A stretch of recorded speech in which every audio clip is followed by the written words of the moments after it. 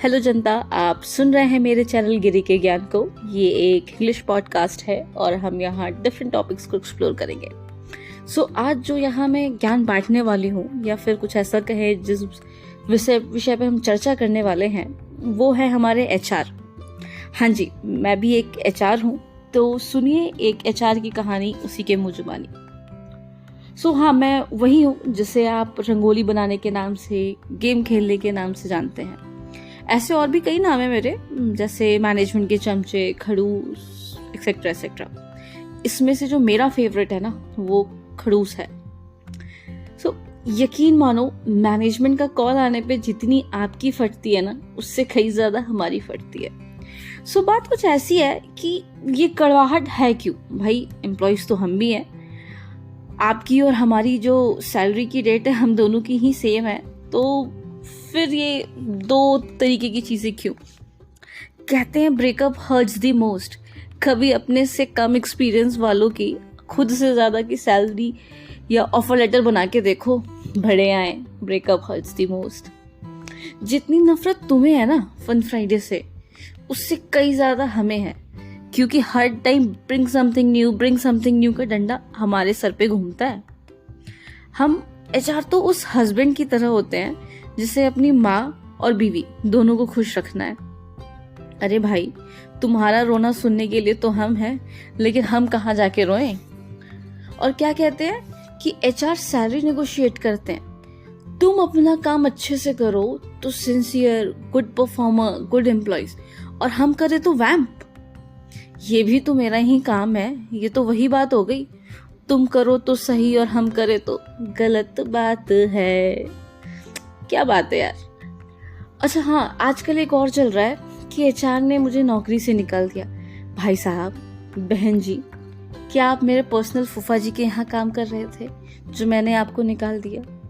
जहां आप अपना बस्ता उठा के 9 से 6 बैठने जाते हैं, वहीं के वासी हम भी हैं। बस फर्क इतना है कि हम बस्ते के साथ अपनी फेक स्माइल भी उठा के लेके जाते हैं, क्योंकि ये सब देख के हंसी तो आती ही नहीं है, रोना ही आ रहा होता है। मुझे किसी ने बोला, क्या बात है, HR के लाइनअप कैंडिडेट्स पहुंच नहीं रहे। जी भाई साहब, नहीं पहुंच रहे। क्या करूं, उनके लिए ओला या उबर बुक कर दूं? मन तो ऐसा करता है बोलने का। आजकल तो ओला और उबर भी बुक करने पे नहीं आते, और ये कैंडिडेट्स की बात कर रहे हैं। और मैनेजमेंट पूछता है, why the candidate ghosted on the joining date. अब कैसे बताऊं उन्हें कि मैंने MBA की है HR में, वहां तंत्र विद्या नहीं सिखाई जाती है भाई साहब।